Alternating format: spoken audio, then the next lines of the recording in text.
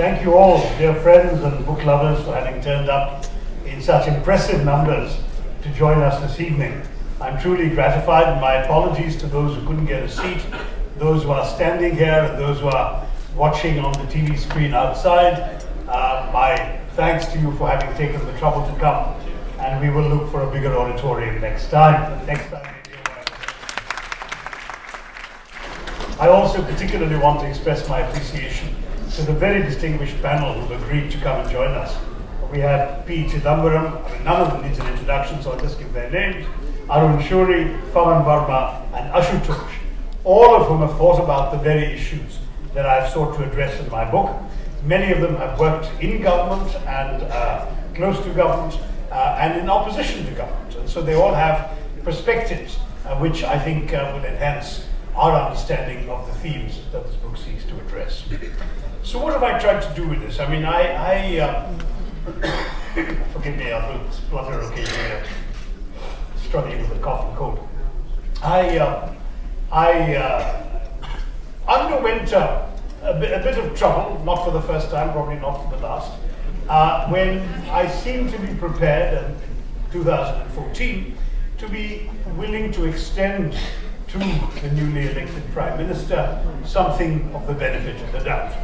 As I explained at the time, it was partly respect for the electorate that had put him in the high post that he was occupying, and I felt that one had to respect the choice of the electorate. And it was also out of some curiosity about the very interesting messaging that had come out in the latter part of his campaign and the first few days after his election, when he went out of his way to articulate an inclusive message, Sabka Saath, Sabka Vikas being the epitome of it.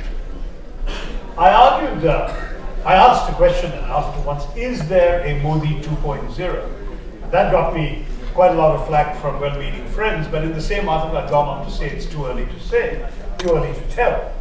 But that part was left out when the Times of India paraphrased the article. But nonetheless, when I asked is there a Modi 2.0, I meant from his speeches, does it seem that he is now signaling a shift in BJP politics from the politics of identity and therefore of communalism to a politics of performance, where he talked about development, talked about having been the CEO of Gujarat Inc. for a dozen years and was capable of doing the same for India Inc. That was the concern. I'm sorry to say that disenchantment set in very quickly. First of all, within a few weeks of his election, you had the tragic murder of a young boy, a techie in fact, coming out of a mosque in Pune, Mushtaq, any Muslim they could find, and he just happened to be the one that was most easily identifiable as one. And at that point I was still a Congress spokesman. I challenged the Prime Minister to say something about this, to condemn the wrongdoing, and to say that his election was not indeed all about empowering this kind of element in our society. But of course, that was the first of his very many silences at moments of national tragedy. And by the end of that year, by the end of 2014, I published a collection of essays called India Shastra, in which, in the introductory essay, I wrote about the first 6 months of Mr. Modi, and I said that the emerging contradiction in his rule is that he says all these very liberal things about the economy, about society, about humanity, but he rests for a base of support on the most illiberal elements of Indian society, and that this contradiction, I predicted, would be, in that contradiction would lie the seeds of his future failure. Now, I begin this book, therefore, with the words, "I told you so," because I did publish this in December 2014, and now 4 years later, I'm sorry to say that all of my fears and worries have come through, that indeed, instead of being an inclusive Prime Minister focusing on the development of the nation, we have seen in Mr. Modi a Prime Minister who has condoned, at the very least, condoned some of the worst excesses in our society. And if you say, well, all this has happened before, it is simply not true. Government of India statistics will tell you that of all the cow vigilante, cow-related violence that has ever occurred in independent India in 70 years, 97% has occurred in the rule of Narendra Modi. Now that kind of statistic is something that people have to wake up to and realize that we are not talking about its, moral equivalent, whataboutery. You talk about 2002, people say, what about 84? There have been bad moments in our history, but there's something uniquely troubling about this period.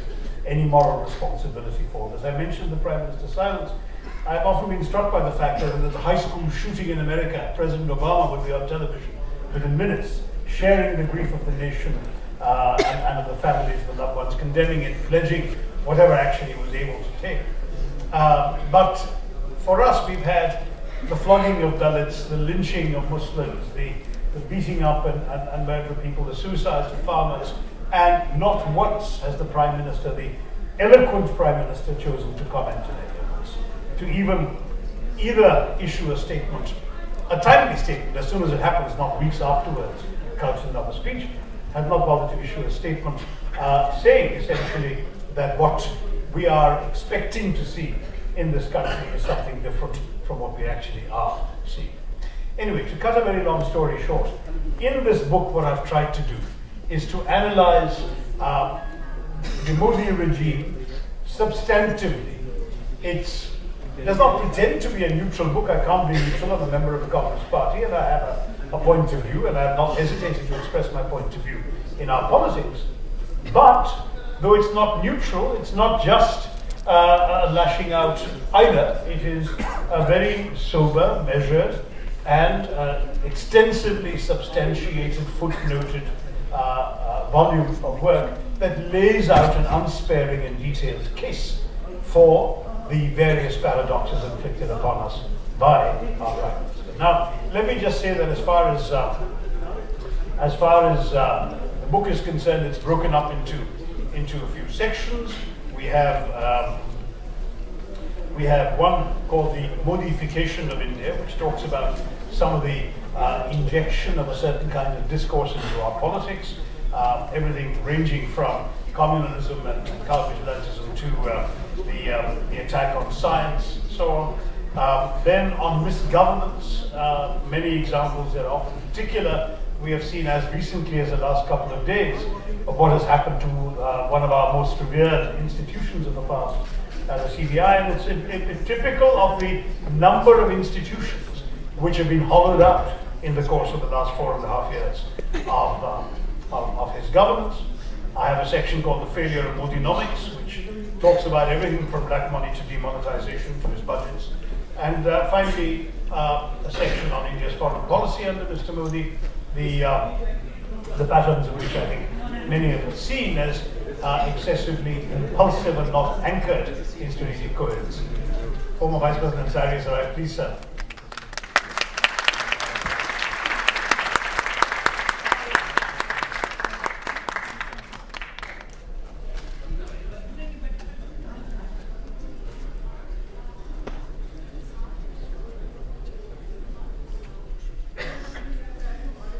So that's broadly what the book is about. I think we're going to be having a conversation about it with Bhupen Chaubey and the distinguished panelists we have. So I will pause there. But as I say, the book is an analysis. It also is, for the first 50-odd pages, a profile. I tend to describe the gentleman on the basis of what I've read about him, my own limited personal interactions with him, and it's an analysis also of the phenomenon that I'm not the first to dub Moditva, the combination of the Modi personality cult with the ethos of Hindutva, which has created a particularly Indian phenomenon around the Prime Minister that I discuss over several pages in this book.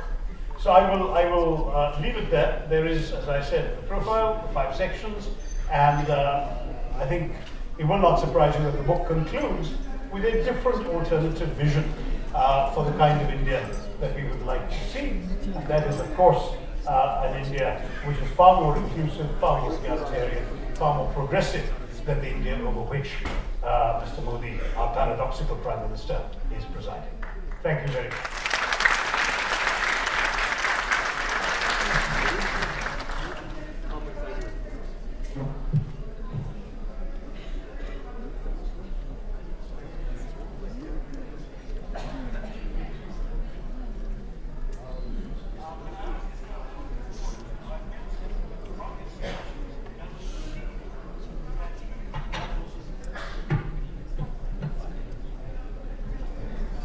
Mr. Singh will be joining us in about 5 minutes.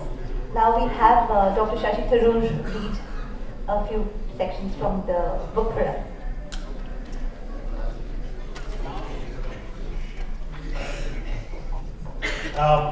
Perhaps since the idea was that I should read something that will keep you amused and occupied until the former Prime Minister gets here, let me just read a section which talks about his image building during his lead up to his campaign in 2012.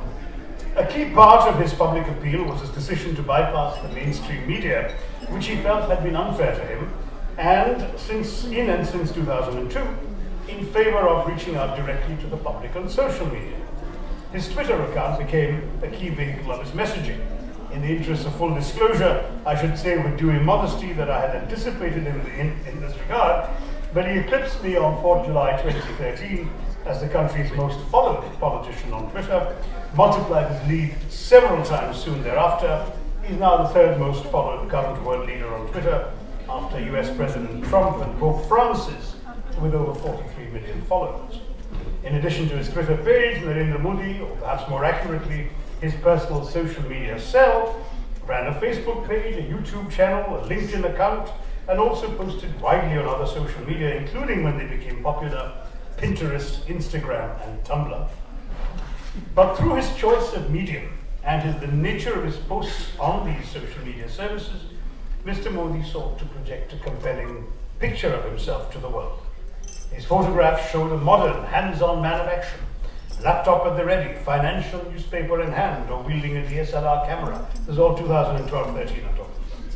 Other images portrayed a cosmopolitan sophisticate. There was Mr. Modi reading an Obama biography, Mr. Modi in a tracksuit, Mr. Modi sporting a cowboy hat. These social media images were a vital part of a larger branding exercise designed to achieve the visual reimagining of Narendra Modi. The photograph sought to portray a man who was both not what people thought he was, assumed he was, and was something people thought he might not be. The first message was that he was not the typical socialist politician, clad hypocritically in khadi, whom the Indian public had seen too many of over the years, and equally that he was not the khaki shorts wearing, lathi wielding RSS pracharak with antediluvian ideas about modern society and economics. Instead, the new brand image showed Narendra Modi as a man who comfortably occupied two spaces, that of Hindu values and traditions embodied in his ideology and politics, but also that of globalized modernity reflected in his activities as a progressive-minded CEO of Gujarat.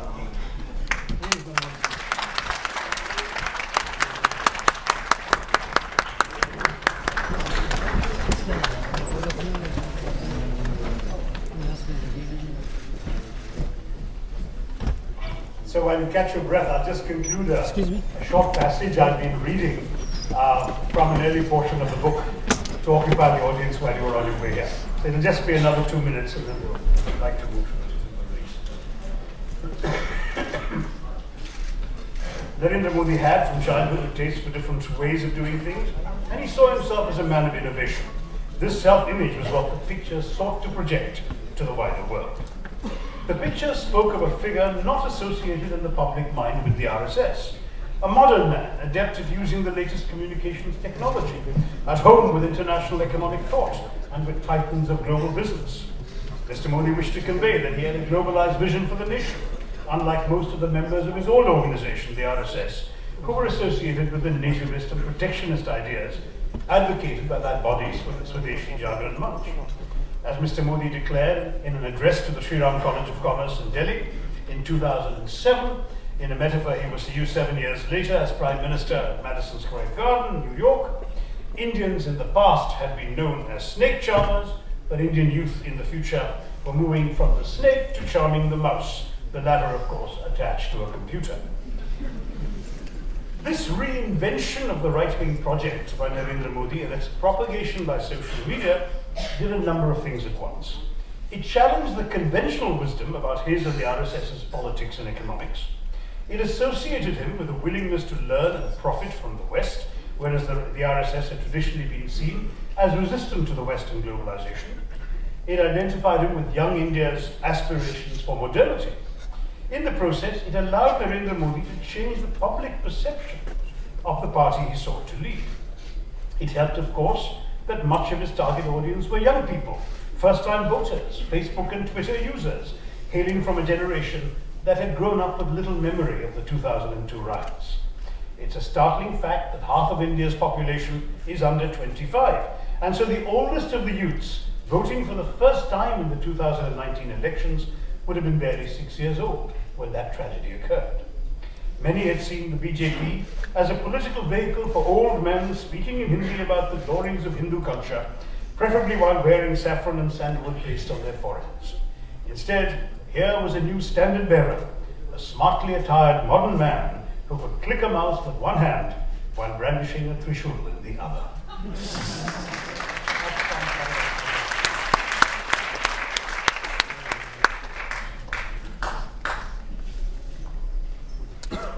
I'd now like to request Honorable former Prime Minister of India, Dr. Manmohan Singh, to join us on stage to release the book.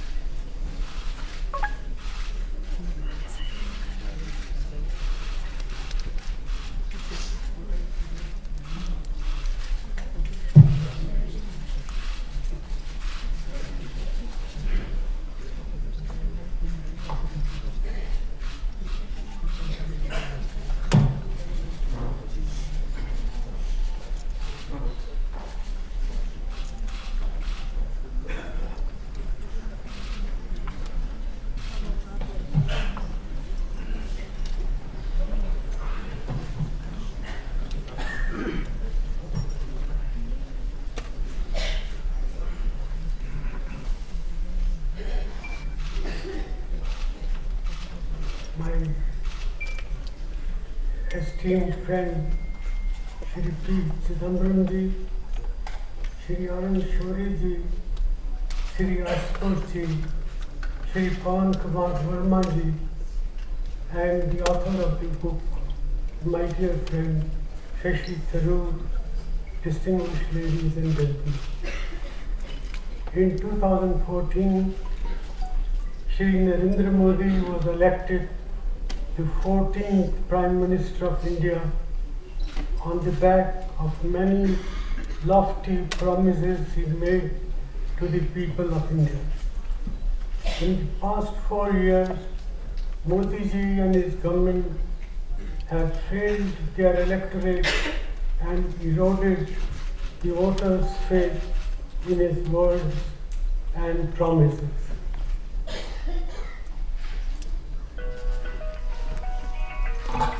As Dr. Shashi Tharoor demonstrates repeatedly throughout his superbly written and devastatingly accurate book, Shri Narendra Modi is a paradoxical Prime Minister.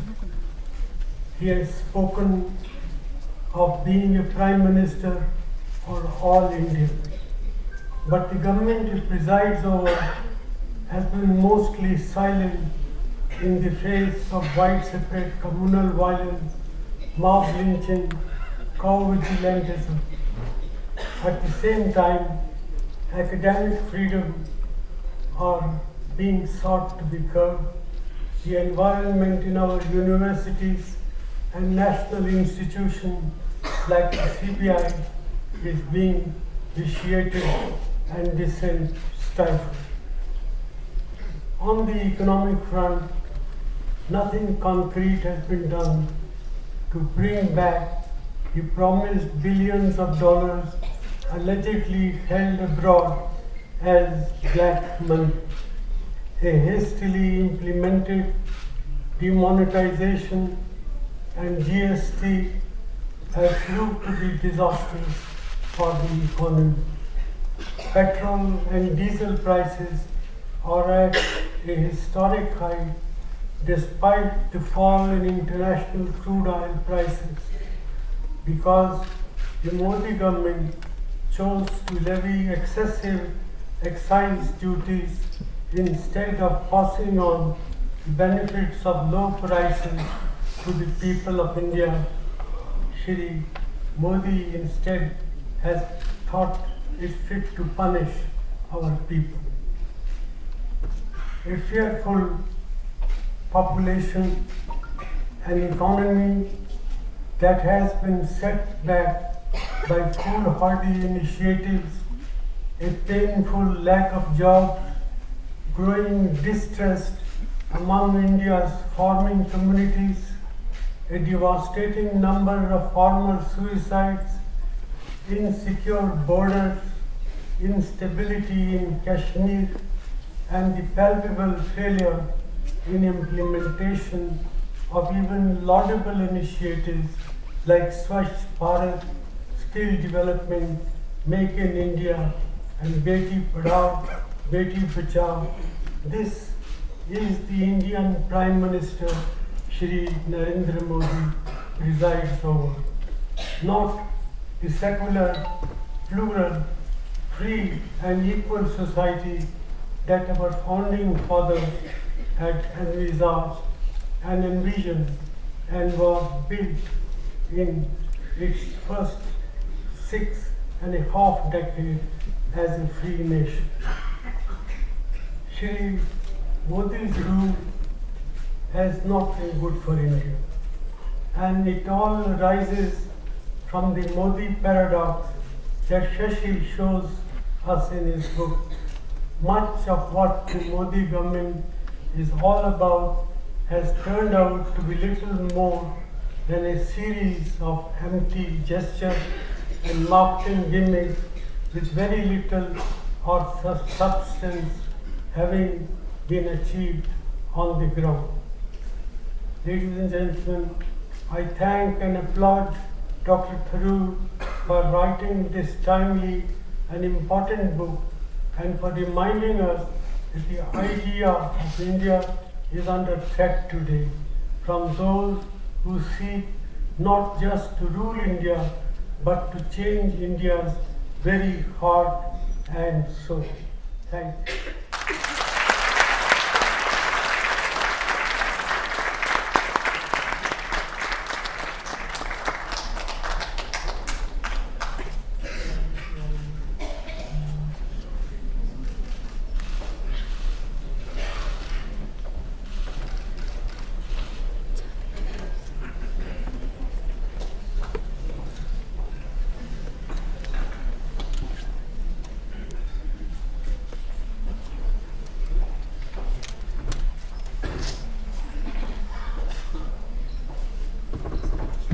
Good evening everyone and a very warm welcome to you all. Allow me to briefly introduce tonight's distinguished panel. Mr. Arun Shourie is an Indian economist, journalist, author and politician. He has worked as the Minister of Communications and Information Technology in the Vajpayee Ministry. He has also been awarded the Raymond Magsaysay Award and the Padma Bhushan. Mr. P. Chidambaram is a former Union Minister of Finance and Home. Currently, he is a Member of Parliament and heads the Parliamentary Standing Committee on Home Affairs. He is an eminent lawyer practicing in the Supreme Court and various high courts, a public intellectual. He is also the author of the widely acclaimed books Standing Guard, Fearless in Opposition, and Speaking Truth to Power. Mr. Pawan Kumar Verma is a former Indian Foreign Service officer. He has also held many key positions in the Government of India, including that of Press Secretary to the President of India, Spokesman in the Ministry of External Affairs, Joint Secretary for Africa, and Director General of the Indian Council for Cultural Relations, Indian Ambassador to Bhutan. Presently, he is a member of the Rajya Sabha. Mr. Ashutosh is a former Indian TV journalist. He was the spokesperson of the Aam Aadmi Party. He was previously associated with IBN7 of the TV18 group as managing editor. Mr. Bhupinder Chaubey is the managing editor at CNN Network 18 India. He also writes regularly for various English and Hindi newspapers and magazines, along with several digital platforms. Over to you, gentlemen. Thank you very much, and very warm welcome to all the audiences here. Good evening. Introductions have already been done, and since Dr. Tharoor has started off by reading an interesting portion of his book, so let me first compliment you, Dr. Tharoor. It's a book well written, and I quite enjoyed reading it over the last couple of days. Let me just first begin by saying that I think it's one of the most brutal takedowns of everything that Prime Minister Modi aims to stand for, what he has been attempting to convey to the people of this country. In this 5-part book that you have written, almost 500 pages, the last chapter deals with what you believe is wrong with the idea of India that Prime Minister Modi really stands for.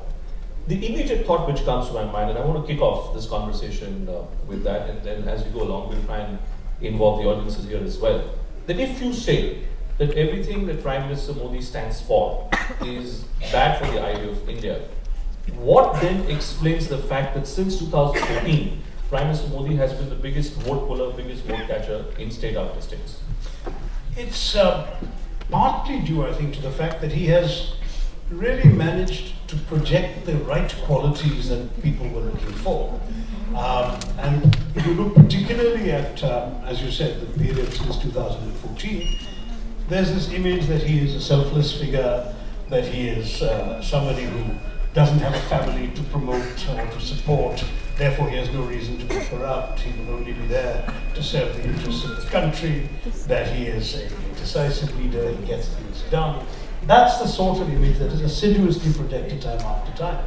I mean, the fact is that one could have said exactly all of those things about Dr. Manmohan Singh, who was also an honest man and never promoted his family into any of those things. But we didn't, unfortunately, we were not in the business of marketing all of that. In the case of the Modi image, there is a full-fledged marketing campaign that began a couple of years before he became Prime Minister, as I read, and then has continued to the present. So there is marketing. My answer to that is, yes, you're right, he is popular, but how long will he remain popular? Because you can be an outstanding salesperson, but if the people who are buying your package keep realizing the package is empty, how long will they keep buying the same package?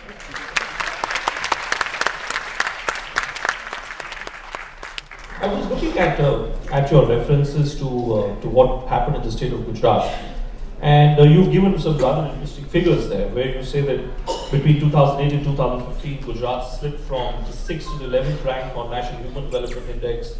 When Mr. Modi left office, the state was ranked 19th in the availability of household TVs, 18th in the term of literacy, and various other factors. Now, on one hand, if this is the reality of Gujarat, then are you saying that the only reason why a leader succeeds, and to the extent that Prime Minister Modi has succeeded, is just because he's an excellent salesperson? Well, look, I mean, that's obviously part. I don't want to be insulting the electorate by saying that we're all being taken in. But the fact is that there is very much that. There's some things, for example, let's face it, there are good roads in Gujarat. Electricity works 24/7. There's running water. You've got industrialists flocking to the state to set up their industries. And these things can be showcased. But as the figures I've indicated there suggest, when you look at the ordinary, the Aam Aadmi of Gujarat, the low middle class person, the farmer, and so on, their lot is not that good. Women's literacy is not in very good shape for a state like that. You look at all these development indicators, everything ranging from the number of TV sets in households to the number of women graduating from school. And I'm sorry to say that Gujarat is actually very much in the bottom half of India's major states. So the question is, you've got a certain showy version of development. You don't have the substance of human development to show for it. Who's the paradox, Ashutosh? Who's the paradox here? Is the view of India which is being expressed here by Dr. Tharoor, Is that the paradox? Or as Dr. Tharoor says, the view which has been expressed by Prime Minister Modi so far, whether it's Gujarat and now nationally, is that the paradox? Because what I can't understand is, how is it possible for one individual only and only to survive in marketing? Are we being unfair here is my question. See, I beg to differ with Shashi Tharoor for the simple reason because I don't see any paradox. The normal mistakes which we commit about Mr. Modi is that we try to understand Mr. Modi as a man. We don't try to understand Mr. Modi as an ideology. We try to understand Mr. Modi in terms of numbers. We should try to understand Mr. Modi in terms of impact. If you view Mr. Modi, he's a product of three things: ideology, marketing, and organization. These three things have created Modi. And the biggest contribution, the biggest problem we have in understanding what has happened in the last 4 years, because we don't try to understand the ideology which he represents. It is the same ideology which created 1992 Babri Masjid demolition. It is the same ideology which has created Gujarat riot. It is the same ideology which has created ground stains. It is the same ideology which has created riots in post-1992 scenario. And the problem is that we try to make a difference that Mr. Vajpayee is secular and Mr. Modi is communal. We try to make a difference Mr. Vajpayee is secular and Mr. Advani is communal. After some time, now people will say, no, Mr. Modi is secular, but somebody else is, Mr. Yogi is communal. It's like Vajpayee was secular, So, Advani was it's not communal, the man then who's- Advani became secular, and someone else became communal. It is So not now the story man- is changing. But Bhupen, it is not the man who is communal, it is the ideology which is communal. The ideology has been preparing to convert this country into Hindu Rashtra for the last 90 years. That project is going on. If we just want to understand that Modi is Modi, then no. Modi is a puppet of that ideology which has been thrusted upon this country for the last.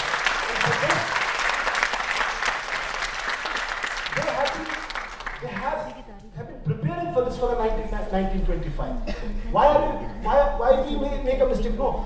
We failed to understand Mr. Modi. No! You did not make a mistake by understanding Mr. Modi. You made a mistake by not understanding the ideology, which is against the idea.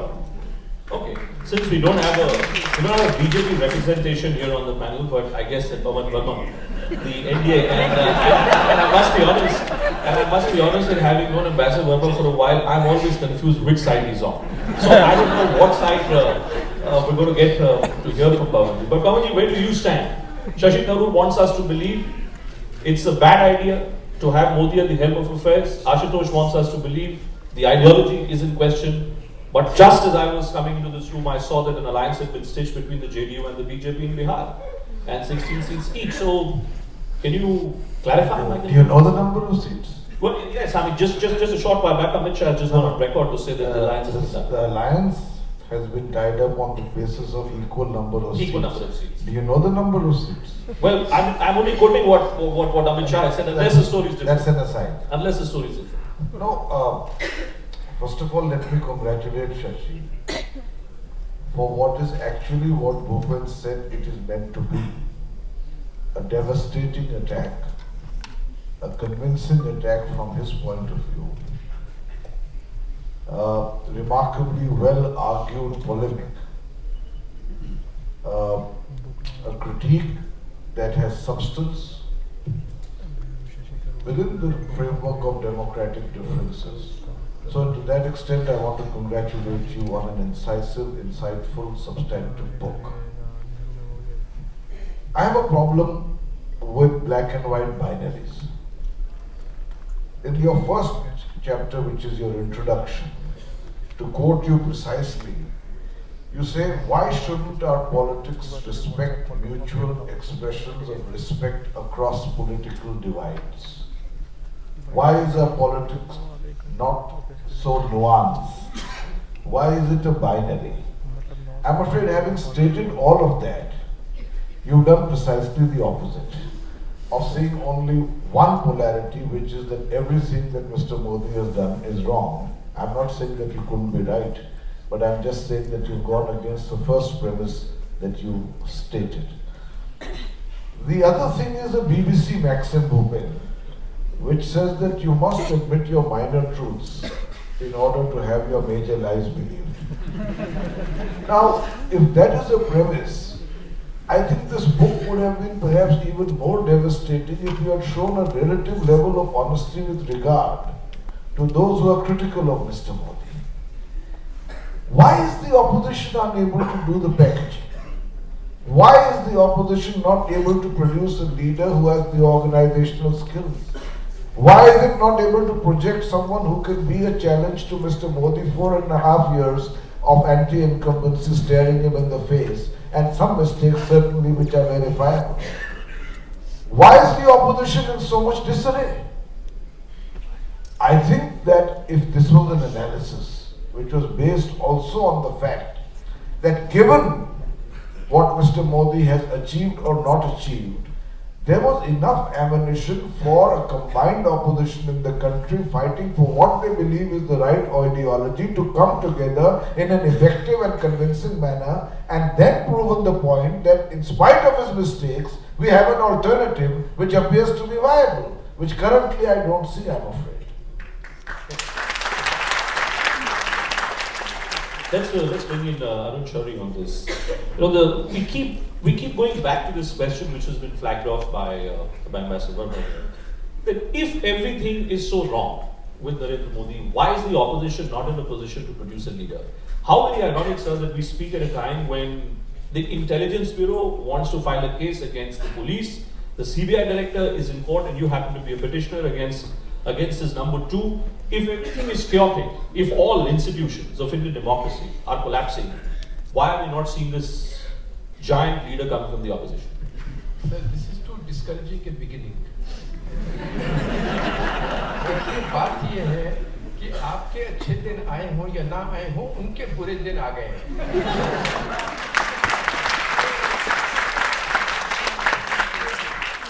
लोग समझने लग गए हैं, जैसे शशि ने कहा कि जब पैकेज में कुछ नहीं होगा, लोग समझने लग गए हैं। लोग समझने लग गए हैं कि जब ये कहते हैं बेटी बचाओ, उसका मतलब है बेटी इनसे बचाओ।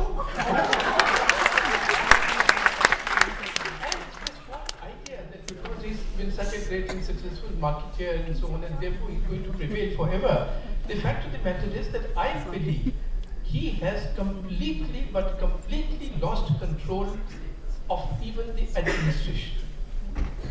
This, what you are seeing in the CBI today, and between the CBI and the IB, and between Mr. Tharoor, with his great sources of information will tell us, between IB and RAW, and between all of them and to my personal knowledge in the PMO, there is an absolute civil war. And that does not show endurance. That does not show to me this is going to last in perpetuity. Actually, I feel that Shashi's splendid book will require a new edition very soon.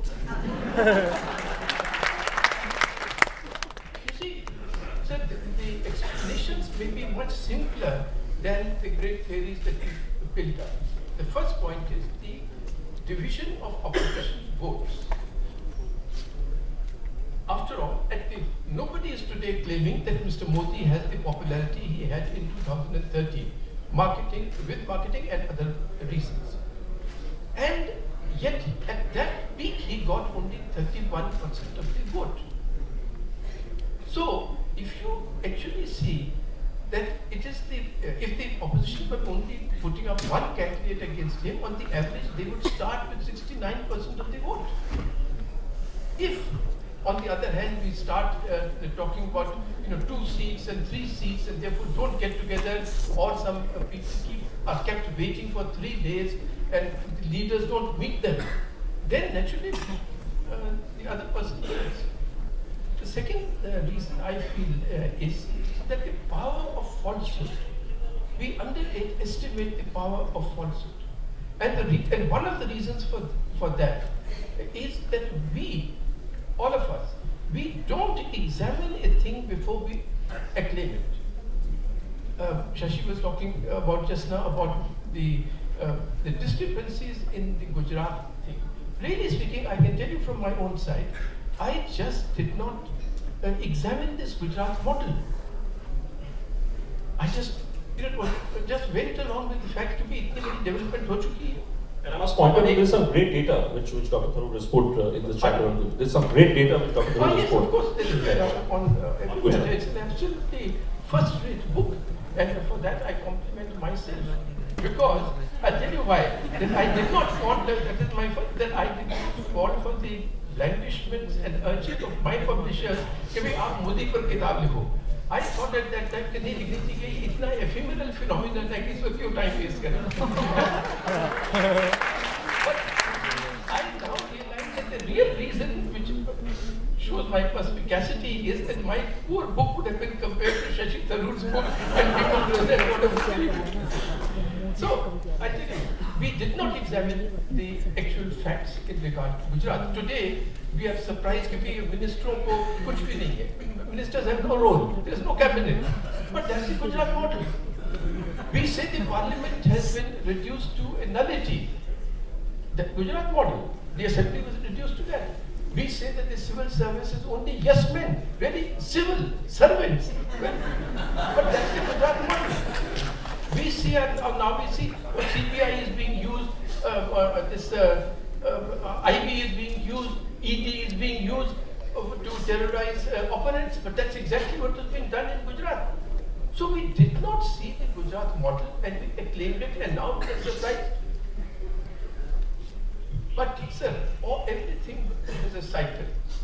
देखिए, मेरे दोस्त हरिशंकर व्यास ने बहुत अच्छा लिखा है. उन्होंने लिखा कि देखिए उसी सीबीआई से जिससे ये सबको डरा रहे थे, आज उसी सीबीआई से डर करके भाग रहे हैं. So there is a cycle to all these things. I think the third reason that is, then I come to a personal conclusion as the fourth reason, but the third reason is that actually speaking, all political parties except probably the communists have become just electoral machines. They wake up at the time of elections. And in the case of the BJP does not have a cadre, but the RSS always makes its cadre available to the BJP. That goes from house to house and can make a difference. And when that model was challenged in those terms, as by AAP in the Delhi election, yes, the AAP prevailed.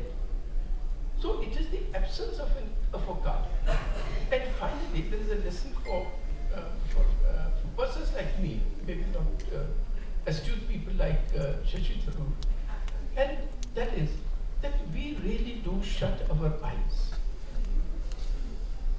I can give you many examples when things happened during the campaign, things happened before the campaign was started, in which I should have been awakened to the traits of Mr. Modi on which I speak now, and I saw them but I shut my eyes to them. I'll give you just two examples from per minute. You see, this is we can date the meeting. I was in, for some convocation address I had to give in some university in Gujarat. And I rang up this man Sanjay Bhavsar, वो बुरा ना माने कि मैं अहमदाबाद में हूँ, उनसे मिला नहीं. अगर वो चाहे, मुझे कोई बात नहीं करनी और वो चाहे तो मैं जरूर आ जाऊँ. उन्होंने जरूर आने. तो बात करते करते मैंने कहा, see at that time Mrs. Sonia Gandhi had gone for her operation to New York, so we can date that particular meeting. So I said कि आपने ये कहा है, डॉक्टर साहब सुनिए, आप तो सब जानते हैं कि आपने ये कहा है कि सोनिया गांधी के ऑपरेशन में प्राइम मिनिस्टर के कार्यालय ने 1300 करोड़ दिए. अरे भैया 1300 करोड़ में तो वो हॉस्पिटल खरीद सकते थे ऑपरेशन करने. इसका कोई बेसिस है क्या? इसे हाँ ये इंडियन एक्सप्रेस में छपा था. इससे सब बात यह कि मैं अखबार ज्यादा नहीं पढ़ता, और एक अखबार पढ़ता हूँ वो इंडियन एक्सप्रेस, उसमें एक सेकेंड करो. I'm literally describing to you the thing. He pressed a button and one of his chapasis came and said to him in Gujarati, Sanjay देखा वो Indian Express की cutting थी, सोनिया गांधी के पास. So the man brought, he said तो पढ़ लो. So I looked at it. इसमें तो कोई 1300 करोड़ की बात ही नहीं है. नहीं पीटीआई की खबर थी और गुजरात की समाचार एजेंसीज ने भी ये सर्कुलेट किया है. आई सेड पीटीआई का तो मुझे पता नहीं है, मगर बाय कोइंसिडेंस आज की जो अहमदाबाद की एडिशन है टाइम्स ऑफ इंडिया की, उसके लास्ट कॉलम में एक बॉक्स आइटम है फ्रॉम द गुजरात समाचार agency saying that it has been circulated that we have circulated some news saying the Prime Minister's office has spent 1300 crores on Mrs. Sonia Gandhi bill. We have done nothing like that. He said, बिल्कुल यही तो मैं कह रहा हूँ, आप ये कह रहे हो? He said, भाई मैंने कब कहा है कि प्राइम मिनिस्टर के कार्यालय ने 1300 करोड़ खर्चे हैं? मैंने कहा है कि प्राइम मिनिस्टर का कार्यालय इसका स्पष्टीकरण करे कि क्या उन्होंने 1300 करोड़ खर्चे हैं। मैं कहता सर देखिए 2 मिनट नहीं लगे भाई की वॉच 2 मिनट नहीं लगे इस बातचीत को। आप इंडियन एक्सप्रेस का हवाला दे रहे थे, आप पीटीआई का हवाला दे रहे थे, आप गुजरात समाचार एजेंसी का हवाला दे रहे थे, अब आप कहते हो कि आपने कहा ही नहीं। इसे हम छोटी आगे चलिए। Now, when I narrated this to my wife and sisters-in-law, they said, "Don't you see the trait?" But I shut my eyes. And if you permit, I'll just give one more example, and then, see, sir, Dr. Sir will remember, and Dr. Ansari, of course, will remember. There was a time when Sheikh Hasina was facing a very critical election. And she is the fulcrum of good relations with India. Actually, it's only largely because of her that we have good relations with Bangladesh. And she had to show some achievement vis-a-vis dealings with Indian government. And the BJP leadership in both houses was obstructing the Manmohan Singh government in that treaty of the exchange of those handkerchief villages, which had been lost and won in bets. So I was quite upset about this, that our national interest is involved, and in one of the meetings I told Mr. Modi, he said, मुझे इसके बारे में पता नहीं, तुम मुझे इसमें बता देना. So I talked to raw people, I talked to IB people, and I got what he likes, a presentation done in slides as to what this little thing was about. He said, देखेंगे. But actually speaking, he enforced, and the leadership in Delhi of both houses were equally eager that the government should not be able to claim any success. Abhishek will remember. And therefore this treaty could not go through, because in the Rajya Sabha you probably needed approval. And when Mr. Modi came to power, the very same treaty was signed. Now here was another trait, that even for the national interest, electoral advantage will be the only thing to be seen. But I shut my eyes to it. So I feel that one of the lessons and one of the ways to break through all this nonsense about social media is destroying him today. The jokes about Rahul Gandhi are not there. There are jokes now about Modi. It's not Rahul Gandhi's speeches which are there. It is Modi's old speeches which are being played. So it is not just marketing, it is these real factors and one of the reasons is that falsehood prevails when those who should speak the truth don't speak the truth, as in the established media today. If you don't speak the truth, if you do not follow Rafael, if you do not follow the Gujarat Petroleum Exploration Corporation with 23,000 crores missing, if you don't follow this J. Shah's assets, if you don't follow the Cooperative Bank of Amit Shah and don't publish it, then naturally everybody says, "Bhai, honesty to hai, corruption to hai." So these are the real factors, and it's not just Modi's skill; it is our culpability which is responsible for his success. Just before I turn to Mr. Chidambaram and bring him in, I think fairness demands, Ambassador Verma, that you go back to the premise that you had just flagged off a short while back. That are we just looking at Narendra Modi through what Arun Chaudhary describes the idea of falsehoods? Is it all falsehood? Are we still looking at Narendra Modi purely from our ideological blinkers?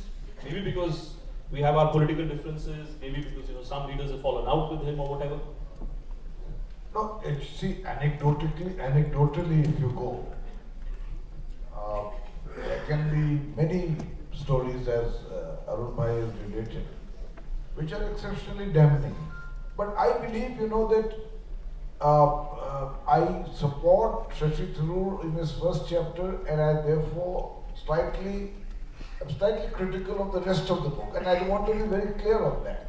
You see, in one sense, Shashi Tharoor is explaining to the Congress party that I'm sorry, I really didn't mean to give the benefit of doubt to Prime Minister Modi.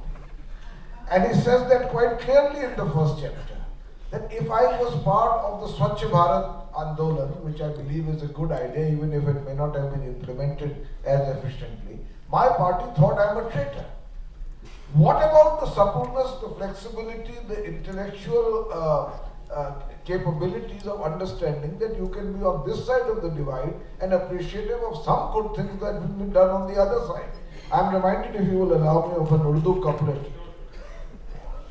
खतावार समझेगी दुनिया तुझे, खतावार समझेगी दुनिया तुझे, बस इतनी भी ज्यादा सफाई न दे. क्या बात. It becomes almost, and also if I may quote another couplet of Ghalib. आखिर गुनाहगार हूँ, आखिर गुनाहगार हूँ, काफिर नहीं हूँ मैं. ये आप अपने बारे में बोल रहे हैं? I'm saying this that ये पहली लाइन में लोटेड है sir. No, I don't mind being either. And it doesn't matter. And I want to say very importantly that ultimately politics cannot be only about individual personalities, and that's a message both to the BJP and to the Congress party and all other parties in this country. So we have a leader, we represent a worldview. We are critical of things that we don't approve of. For instance, Sabka Saath, Sabka Vikas was a slogan that interfaces well with the plural composite culture of this country, but I believe it has been betrayed during this government, if not overtly, which it has also, but covertly by the silence of the leadership that should have been insistent on implementing a slogan of this kind. We are critical where it is no alliance means that allies become steamrolled into endorsing machines of the largest party of that coalition. But having said that, I just want to say that in what Mr. Arun Shourie has said and what Shashi Tharoor says in this book, there could be greater credibility added if you put a microscope on what is wrong with the opposition. It's easy to criticize. Where is the leadership? Can we have an opposition that goes beyond photo ops? Where is the programmatic content? Where are they getting together on seat sharing? Where is the micro detailing at poll booth level? I spend a lot of time each day looking at those questions. So let's not only restrict ourselves. Just one small thing. If you think that Shashi has spent too much time on writing what is wrong, please spend a little time and tell us what is right.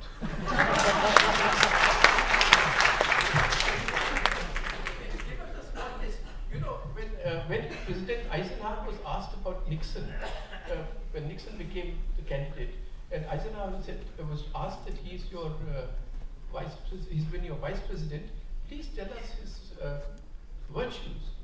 He said, well, if you give me a week, I'll think of some.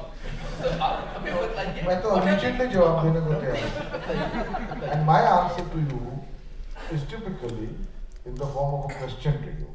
If everything about Modi is wrong, just a minute, answer the question. I'm answering with a counter question, and it's a debate, so you can't ask me to answer the way. Don't be like a TV anchor now. Sorry, what is that? I'm saying don't be like a TV anchor. Yeah, don't I'm talk answering a question. If everything about Mr. Modi is wrong, and we are 6 months away from an election, why does he continue to enjoy personal popularity ratings which are so high? Something must be going wrong with those who are trying to oppose him, or even though it's not obvious to many members in the panel, there are some things he must be doing better than what the opposition can promise it can do. That's not the answer.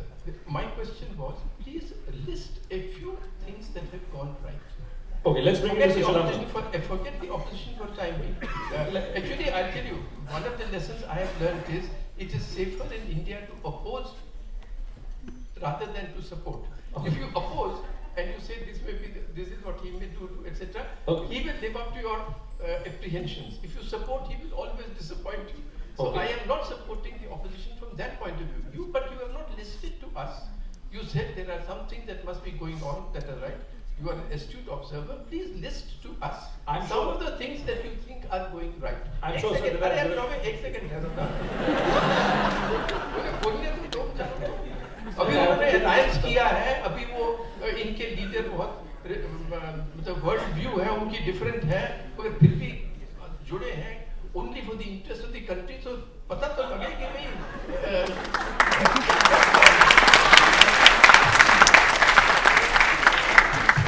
लेकिन उसका जवाब तो if I may be permitted to say this, the truth is उसका जवाब तो अरुण जी जनता हमेशा देती रहती है।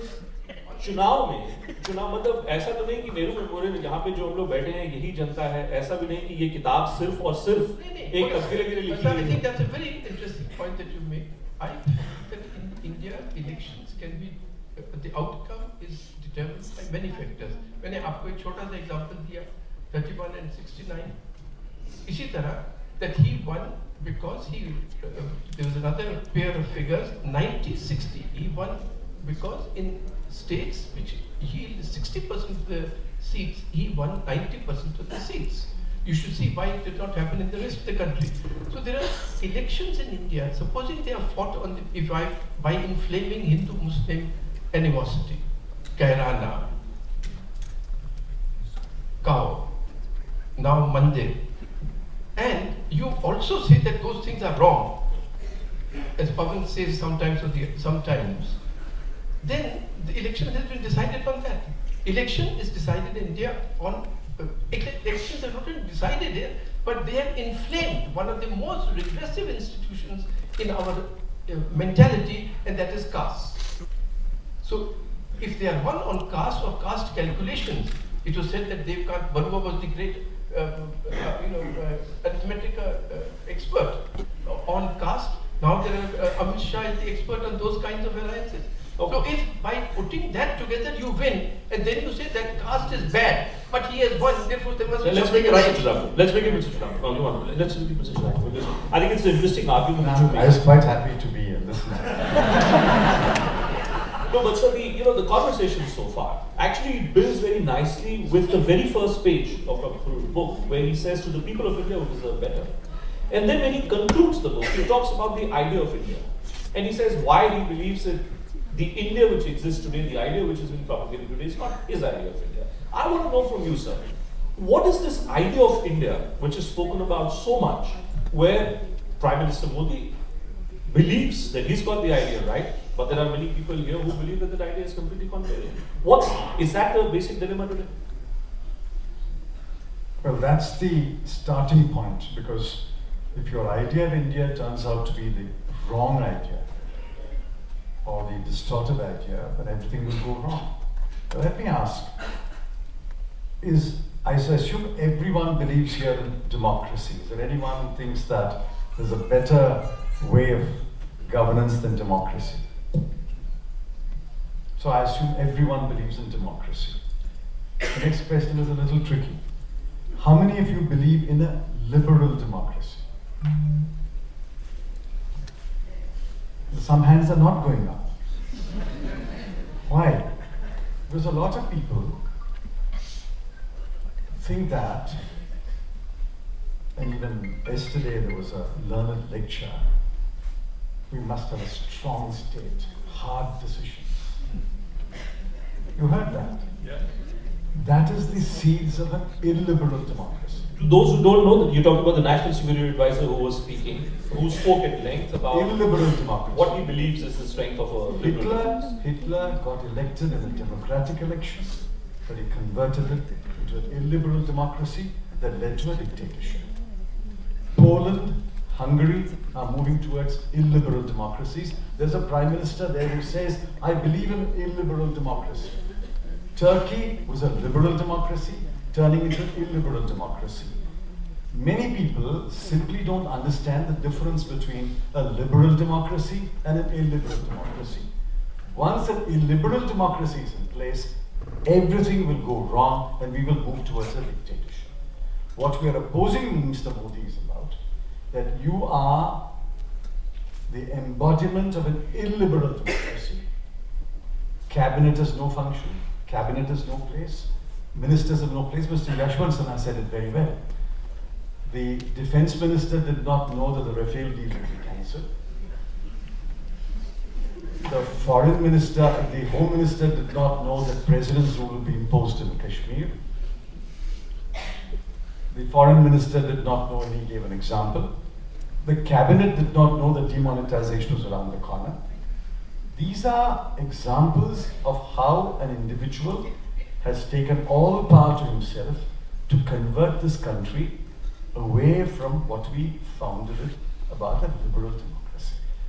Unfortunately, even now I think there's a lot of confusion in people's minds. People believe that some people believe we must have a hard state, ASPA, Unlawful Activities Prevention Act.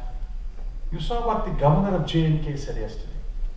Political parties have no right to say India and Pakistan must talk to each other. I tweeted today, and perhaps he believes in partyless democracy. What are political parties for? The governors, LGs have become viceroys now. So please understand, every day I can pick out one item which exemplifies the point I make, that we are moving towards becoming an illiberal democracy, and that is the path which we should not take, which is why we are opposing Mr. Modi. Before I conclude, I want to congratulate Tharoor on his books, Shashi on his book, this particular book, for many reasons. One reason is I learned several new English words.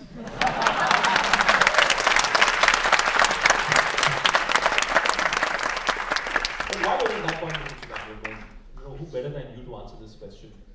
What's going on within the Central Bureau of Investigation today, sir? 6 to 7 months to go, 8 months to go before the next general elections.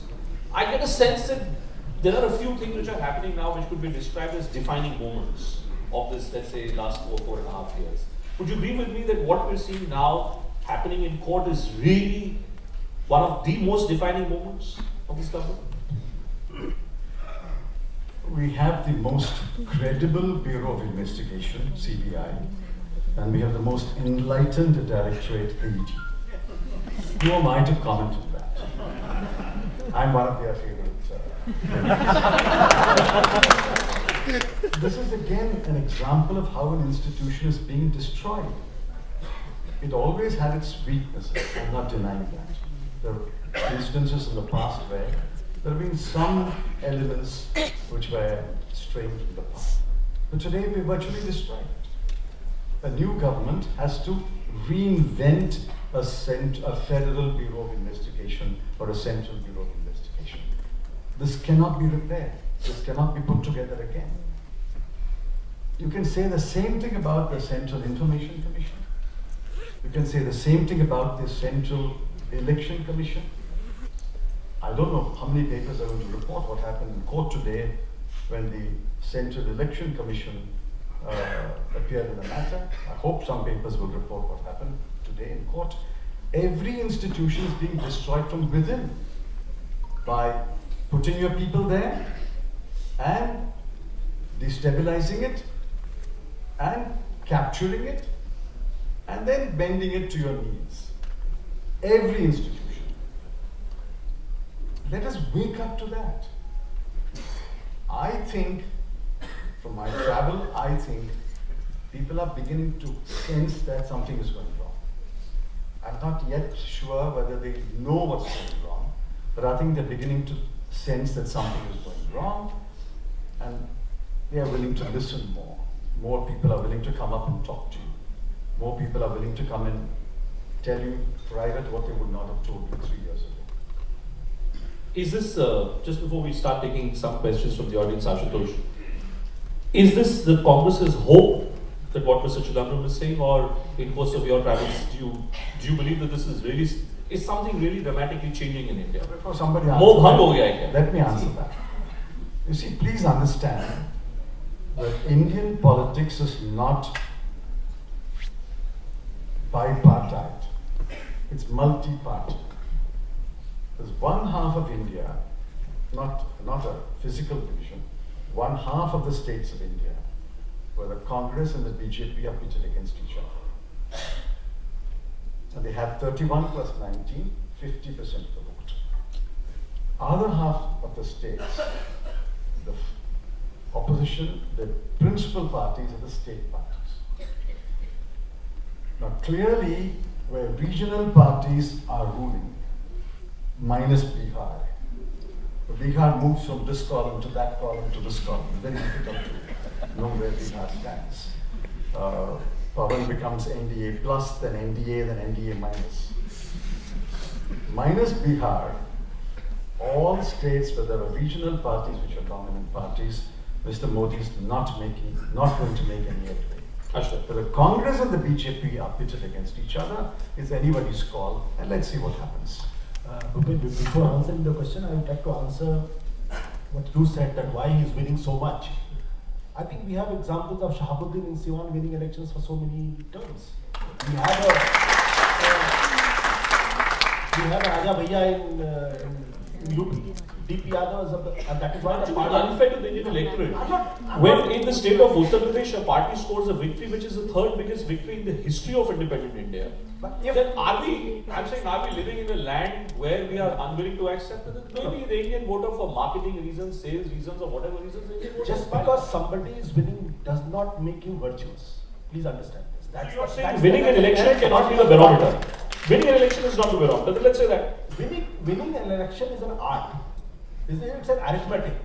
Winning an election does not mean that somebody is virtuous enough. That is why, if that is the reality, then the parliament would have been full of all the most perfect individuals ever born in this country. Unfortunately, that is not the case. What you have asked the question that where are we heading? I think again we are making the same mistake. India at this point, at this juncture, is heading towards becoming an ideological state. And in ideological state, whether it is a communist state, whether it is a Hitlerian state, or it is Mussolini's state, or it's ISIS or whatever. In every ideological state, there is an utopia, and to get that utopia, the press, the civil society, every institution of the state has to support that in creation of that utopia.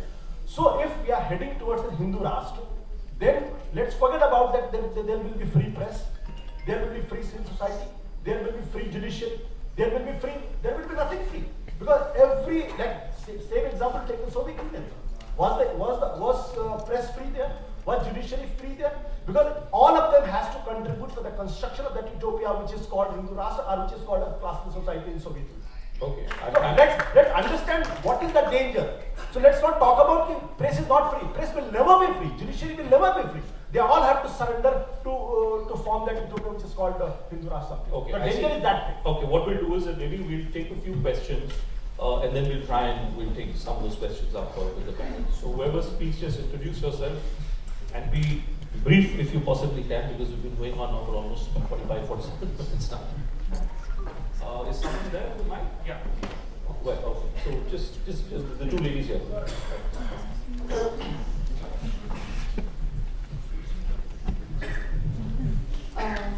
Good evening, sir. I am Sanya and I'm currently doing my undergraduation in International Relations from Japan. As of now, I'm on a break and I'm doing my internship at Niti Aayog, and my research topic is communal violence in India. So my state, I was, like Sir Ashutosh said, that everybody knew when Mr. Modi was elected that BJP had a Hindu ideology and that would be put forward. So the paradoxicity I feel here is not that everybody didn't know BJP was a Hindu ideology party, but Mr. Modi was trying to say that he was being liberal. He should have had that thing to say that yes, me coming here will be promoting the party policy and not being a liberal prime minister. Because we were believing Mr. Modi and we thought we'd have a liberal party ideology, but he was contradicting his own party and his own statements, which we realized after 4 years. So okay. Let's take a couple of questions and then we'll involve the panel. Okay, yeah, just stand there. So Ashutosh, that question was, you can make a note. We'll just take a few questions and then get to go and answer. Good evening, sir. I'm Yadunandan Sharma. I'm an ex-corporate, and I just want to extend to what Pawan Kumar Verma ji said. तो मैं भी 2 लाइनें लिखी हुई हैं, उसी के form में क्वेश्चन है कि कितना भी वाद विवाद है, पर आज तो मोदी राज है. ये आलम तो आज है कि आने वाला कल भी उनका ताज है.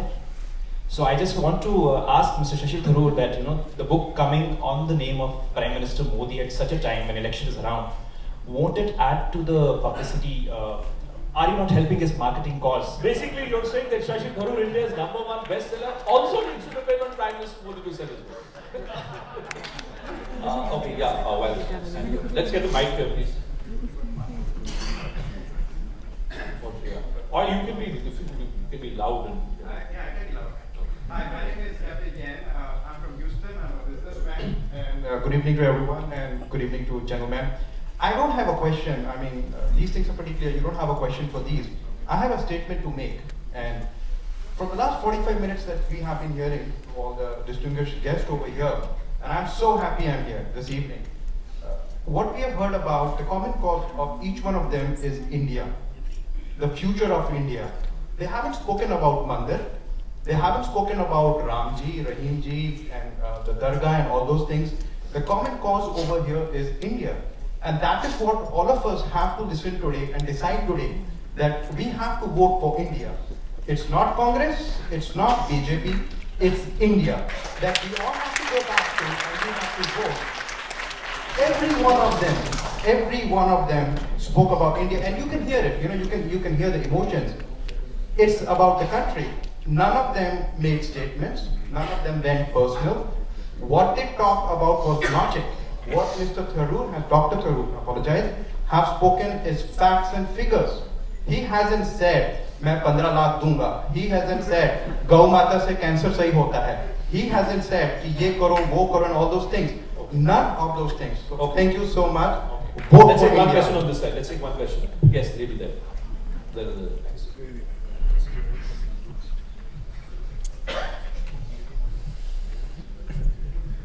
Good evening, my name is Arpita Datta. I'm pursuing my undergraduation in political science.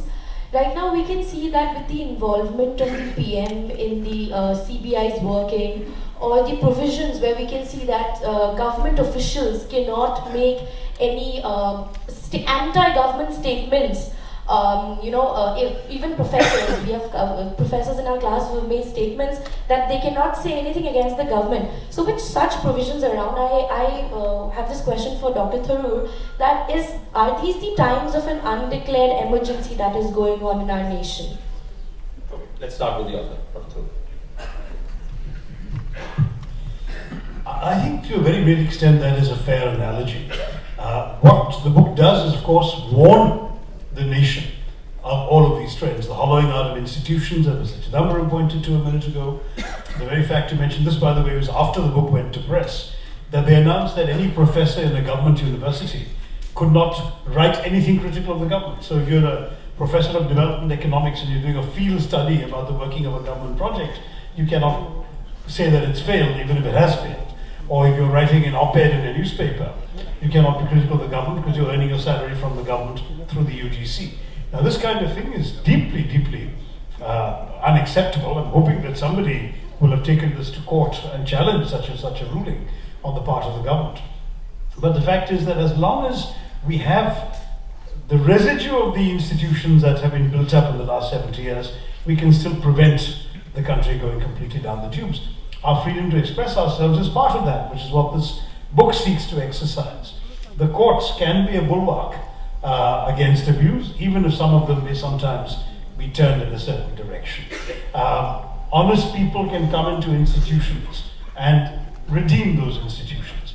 There's still hope, and I think that's one of the reasons why all of us are sitting here and talking about these issues, is because we're not prepared to give up the idea that this country is irremediably lost to a new ideology and a new way of doing things, an illiberal way of running this country. Okay, Mr. Chandru, in the context of what was asked by the gentleman there, and the theme of Dr. Tharoor's book, would you agree with me if I was to say that, irrespective of all the differences which have been expressed here today, Narendra Modi remains India's biggest political brand? Would you agree with me?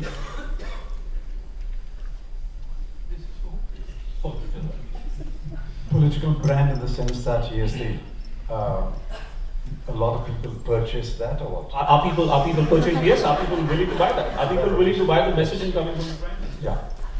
4.5 years ago, 31% of India purchased it. But I think if you're looking at a brand, this brand's appeal has declined. I don't think in another election, BJP will get 31% of the popular vote.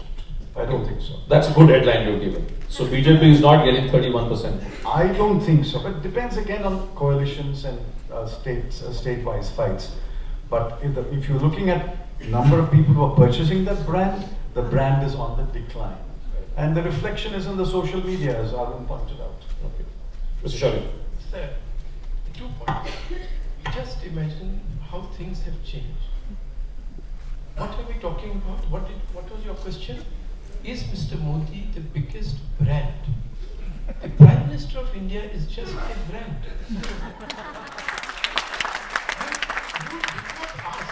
You did not ask, is he the moral leader of the country? That question never occurred to you? And then you are surprised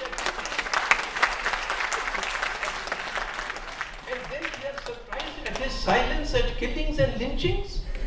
Because we do not now expect moral leadership from our leader, the Prime Minister. What a tragedy. And this is largely due to the media. You people have popularized this whole nonsense about brands and so on. You are playing into their hands. So, and the second point is, I think too high a rationalization has been given when you say, oh, India, this BJP has a Hindu ideology, Mr. Modi has an ideology. Everything for such leaders, I've described them with this concept of the dark triad. One of the features of that is that everything is instrumental. Their view of everything, of every occasion, of every person, of every idea is that it is an instrument for attaining power and domination. You see, sir, you remember there was a fire in a Kerala temple? Yes. And many people died. And Mr. Modi flew in. At a time in the burns ward, everybody knows nobody should go in because the whole body is very vulnerable to infection. But he went in with the mandatory photographer and came. That's building the brand.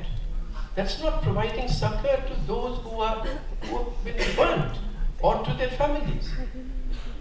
So it is an instrument. Okay, every occasion is an instrument. Every idea, what you call ideology, is an instrument. I'll give you an example. Kairana is becoming Kashmir. Hindus are being thrown out of Kairana. Did you hear that after the last vote was cast in UP? No. When love jihad, Muslim boys are taking away Hindu girls. Did you hear it after the votes were cast? No. Now, Kerala election was just going on and you had the whole thing about, in Haryana, the thing was कि भाई ये नमाज road पर कर रहे हैं, और आज नहीं कर रहे, कोई बात नहीं कर रहा. It's not that you are dedicated to cow lynching. And is it going on today? No. But in the election time, it was going on. So please understand, there is no commitment to any ideology. And ideology is serves only two purposes. It gives the leader or that organization or that party the way to fool people to acquire dominance. And second thing, which is very dangerous for individuals, as Mr. Chidambaram will remind us, being a man of law, is that it gives a rationalization to the local bully. That I am doing this for a higher cause. I am killing this truck driver for a higher cause. That's what ideology does. Just one second. And this ideology has the other side, that it blinds people to the consequences.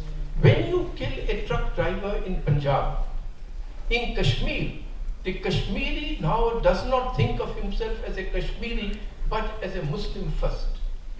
And he concludes that in India, Muslims have no place. See, Muslims are being killed like that. Sure.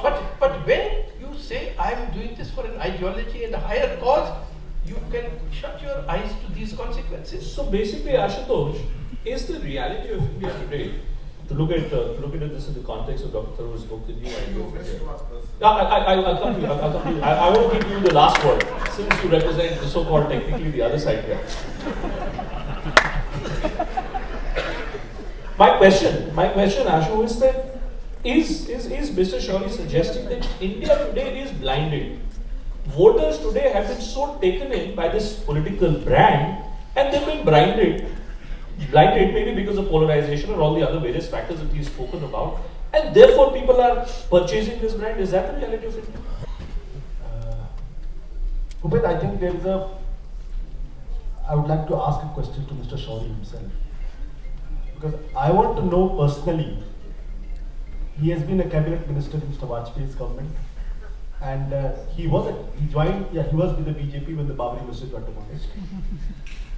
Whether he has a problem with the RSS per se, that is Hindutva as an ideology which you're talking about, that ideology blinds, or you have a problem with the Modi or a Modi. My question is, if ideology has been so bad as you are saying, as you just said, then the similar ideology was ruling this country. Because I do not make a difference between BJP and the RSS. It is the RSS government at the center. Vajpayee government was not completing RSS government, but it was supported by many other political parties. So you can't say that it was an RSS, but today there is an RSS government. But you were part of that government which adhered to that ideology which is called RSS, and in my opinion, the problem is with that ideology, not with the man himself, because the man is only expanding the concept, trying to implement the concept, trying to implement the things which the ideology has preached. Right. Phil, yeah, you want to respond to that? That's a very important question, and I'll illustrate it first by just in Tharoor's book, there are many examples. Just see the opposition to GST by Mr. Modi.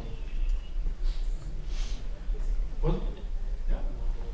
Then the opposite, his speech you can see on your social media now about the misuse of CBI and what a disgrace that is. Was that commitment to some ideology? He's adopted the same things. When he lampooned Dr. Manmohan Singh for this fall in the rupee, was that a commitment to national pride? He's not speaking anything about it's now going to. It's nearing the Margdarshak Mandal. Kuch nahi bol rahe.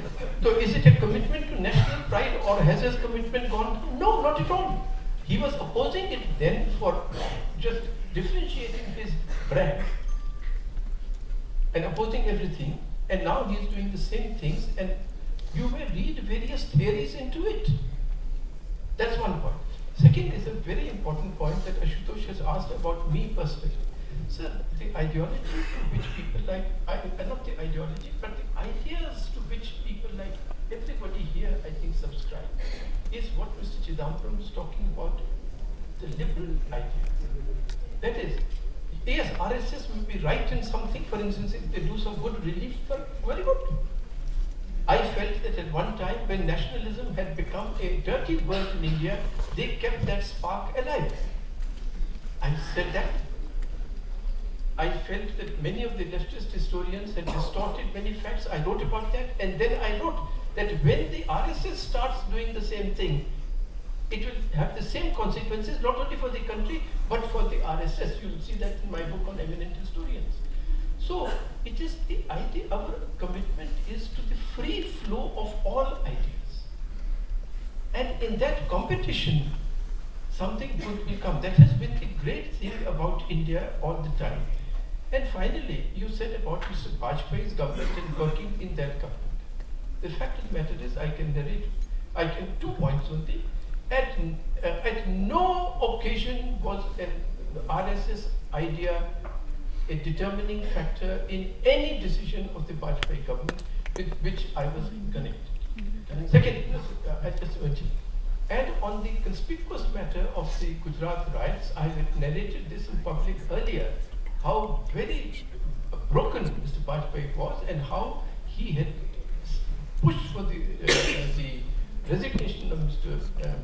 Modi as the chief minister, and how, as I have described it, there was a coup against him in Goa. Because I was personally. Now we've crossed the deadline, sir. We've crossed the time limit. So if I may just. I think that maybe we should think of the idea and this notion of ideology rather than just individual instances. We could give many. Ashok, quick rebuttal and then Pavanji will have the final word. 10 seconds. Sir, I'm sorry to ask this question. Do you think RSS is an ideology? RSS is an yes, sir. RSS as an ideology is a right idea. Okay. That's what I want to go for. Fair enough. RSS ideology is the right idea, the wrong idea. Pavanji, where do you stand? I want to know, from Dr. Tharoor to Mr. Chidambaram to Arun Shourie, they're making us look at one side to India. Is India really, are we really entering some kind of a dangerous territory? Without taking too much time, because I know. 1 minute and then we wrap up. First of all, I want to say that because of Mr. Modi, or in spite of Mr. Modi, my party will remain in the NDA to ensure that India never becomes a Hindu Rashtra. I want to say that to you clearly. No chance of the JDU ever dumping Modi. Just a minute. Sarkar in 2000. Just a second. Let's not become. Go into this realm of speculation, because there are many people sitting here who have been on this side of the fence and that side of the fence. So just a second. Let me just finish, sir. Let me just finish what I'm saying. Then you and I can have a separate discussion. Later.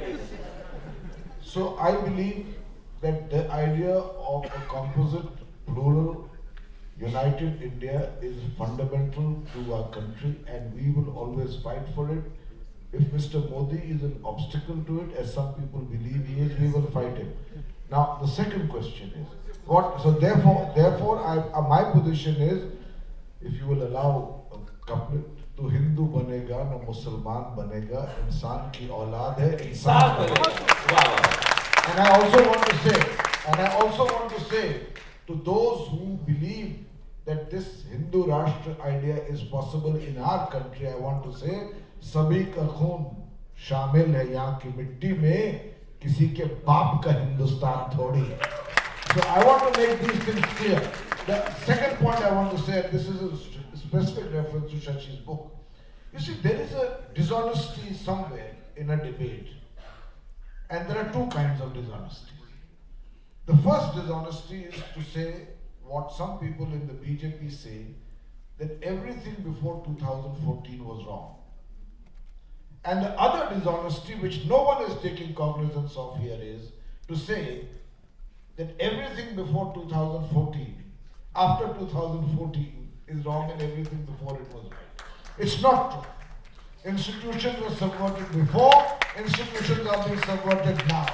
The CBI was called a cage parrot during the UPA government, and it continues to be a cage parrot today. So I'm just saying, perhaps, for all that could be wrong, let's allow for a little semblance, even in our critique, because it adds credibility to it, to be a little more objective about not what is wrong with Mr. Modi, but what could be more right about ourselves. On that optimistic note about the idea of India, let me thank all of you, let me thank all the esteemed guests here, and once again, congratulations, heartiest congratulations to Dr. Tharoor for having flagged off this absolutely amazing. Thanks,